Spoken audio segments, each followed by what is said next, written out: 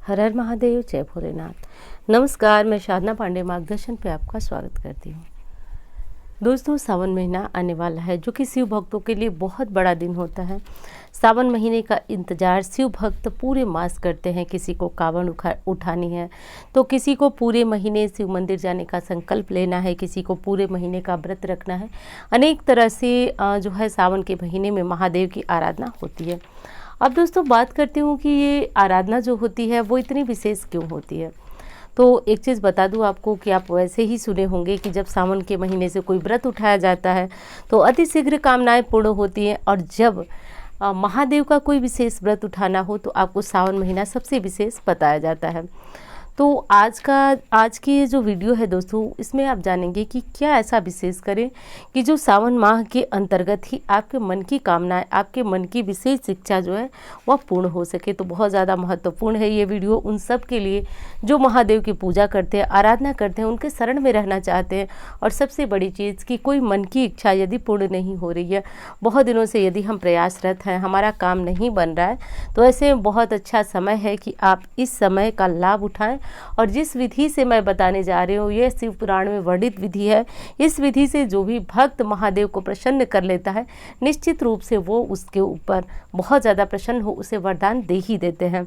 दोस्तों, हम तो मानव हैं, राक्षसों ने भी महादेव को प्रसन्न करके मनवांछित वरदान लिया था।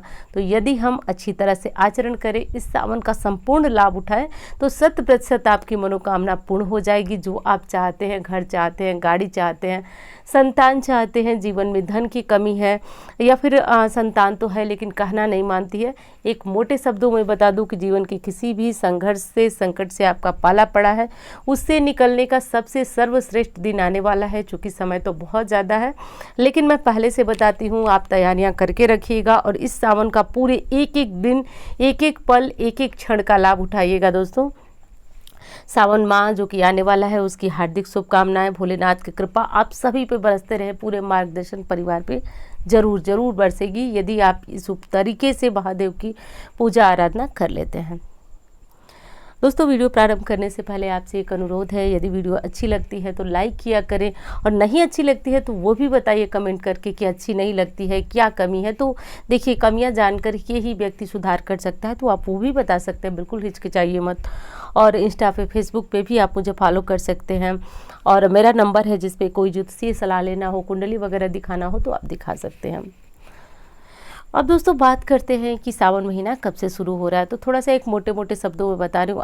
आजकल सभी लोग हर चीज़ों को पहले से जान जाते हैं, इसलिए मैं बहुत ज़्यादा विस्तृत इस विषय पर चर्चा नहीं करने जा रही हूँ। बस 14 जुलाई से सावन प्रारंभ हो जा रहा है।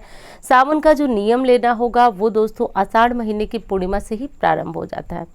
अब देखिए, कुछ लोग पूरे महीने, सावन का जो पूरा महीना होता है, पूरे महीने का व्रत रखते हैं। कुछ लोग जो है वो सिर्फ सोमवार व्रत रखते हैं।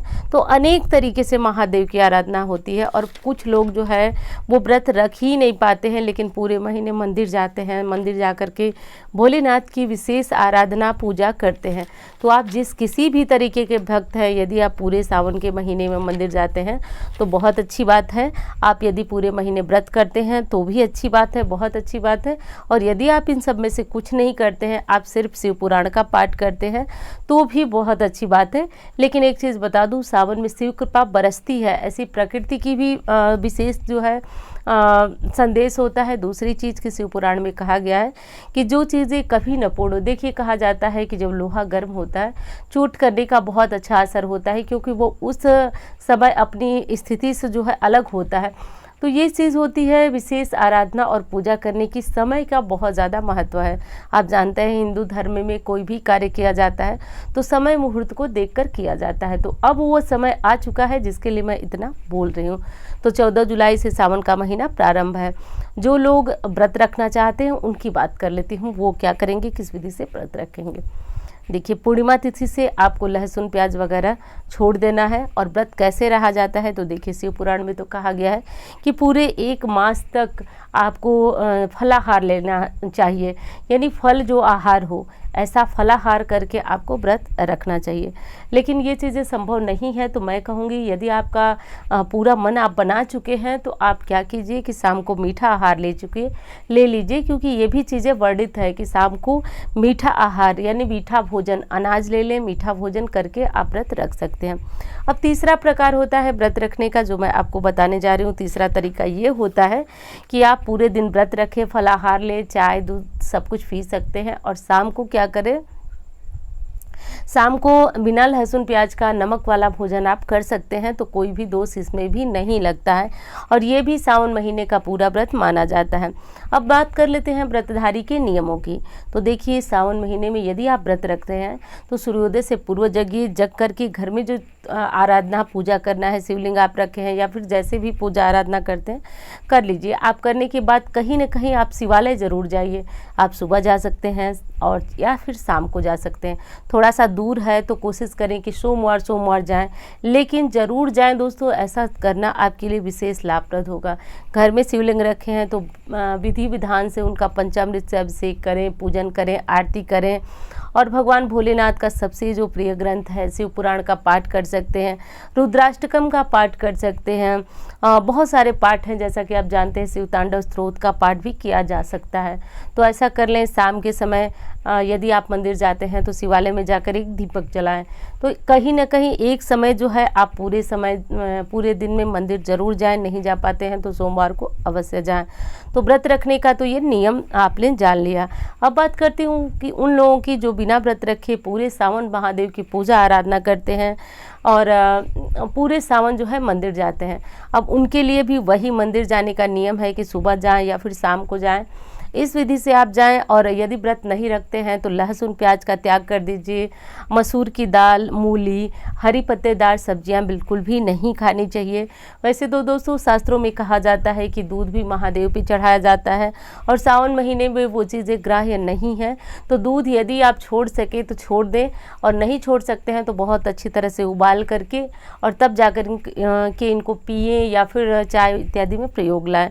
कारण ये बताया जाता है कि जैसे गाय या फिर इस जो दूध देने वाले जानवर हैं, भैंस वगैरह, वो इस समय जो है बहुत ज़्यादा घासों में विषैली घासें भी होती हैं। इनको खाने के कारण इनका दूध जो है थोड़ा सा विषैला हो जाता है। ये मनुष्य के लिए हितकर नहीं होता है। तो बस इनको बहुत अच्छी तरह से उबाल कर प्रयोग में लाया जाता है। क्योंकि आप सब जानते हैं कि ऐसे इस नियम को पालन करना थोड़ा सा कठिन है, लेकिन आप सभी यदि चाहें तो दूध भी छोड़ सकते हैं।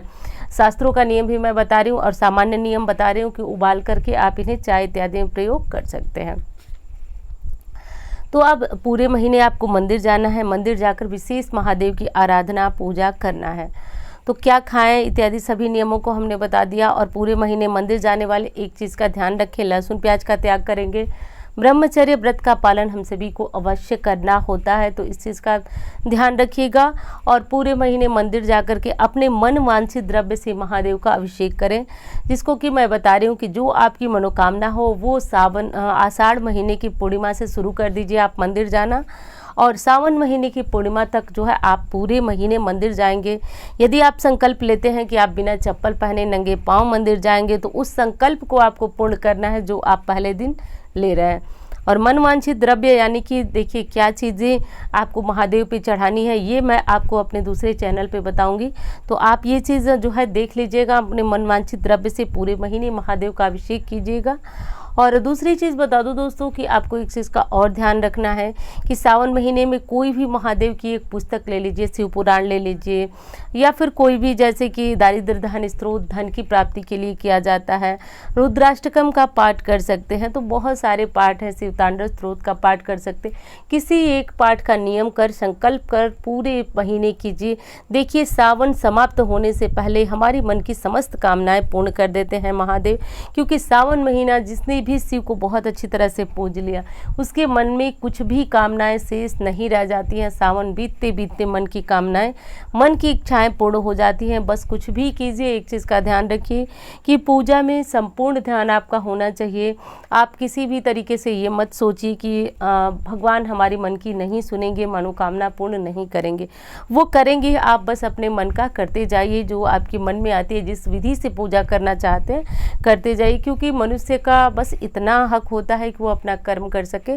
बाकी तो देवाधिदेव महादेव सब कुछ देने के लिए तैयार बैठे हैं, वो देते भी हैं, बस थोड़ा सा विलम्ब होता है और हमारे मन का जो सब्र होता है वो टूट जाता है। तो इस विधि से कर लीजिएगा। व्रत रहने का जो संपूर्ण नियम है वो हमने बताया, मंदिर कैसे जा सकते हैं, क्या नियम कर सकते हैं, सब कुछ बताया। दोस्तों एक चीज़ और बता दूं जाते जाते कि यदि आप बिना चप्पल का मंदिर जाने का संकल्प ले लेते हैं और 1 महीने पूरे दृढ़ता से इसका पालन करते हैं, देखिए एक चीज़ तो मैं बता दूं, मैंने देखा है अपने जीवन काल में, यदि हम किसी चीज़ का संकल्प करते हैं तो बाधा तो बहुत ज़्यादा आता है, जितना हम सोचते नहीं उससे ज़्यादा बाधा आती है। तो ये चीज़ देख लीजिएगा, बाधा चाहे जितने आए, संकल्प का मतलब संकल्प होता है हमें किसी भी स्थिति में उसे पूर्ण करना होता है। हाँ, कुछ स्थितियाँ होती हैं जैसे सूतक हो गया, पातक हो गया या फिर गंभीर बीमारी हो गई, इन सारी स्थितियों में तो संकल्प टूट ही जाता है। लेकिन आप पूरी कोशिश कीजिए, संकल्प लेते समय गणेश जी से प्रार्थना कीजिए कि आने वाले संपूर्ण विघ्न बाधाओं को दूर करे, हमारी मनोकामना पूर्ण हो। ऐसा करके आप जो है संकल्प कर लीजिएगा। वीडियो कैसी लगी ये ज़रूर बताइएगा। अन्य कोई महत्वपूर्ण जानकारी सावन में यदि छूटी रहे तो वो भी मैं आपको देती रहूँगी, ये बताइएगा। और दोस्तों यदि अच्छी लगती है तो लाइक किया करें, चैनल को सब्सक्राइब कर लें। मिलती है उसी तरह की वीडियो के साथ। धन्यवाद।